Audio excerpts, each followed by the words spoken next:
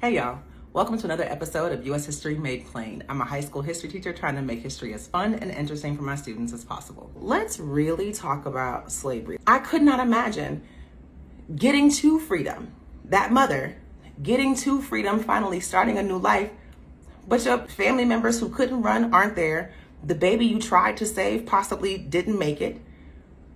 How do you start over from there? How do you now say, oh, I'm free, I can start a new life?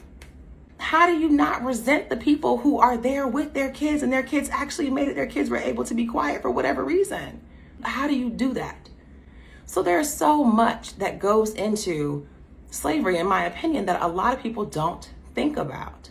These are things that these people had to deal with, along with if you don't make it, if you get caught, you could be killed, or you go back to the life that you were trying to run from because it was such a horrible life to live in the first place. These things are not the things that are written in our history books. However, I don't understand why, because these are things that I think help kids understand or have a better view of what slavery actually was.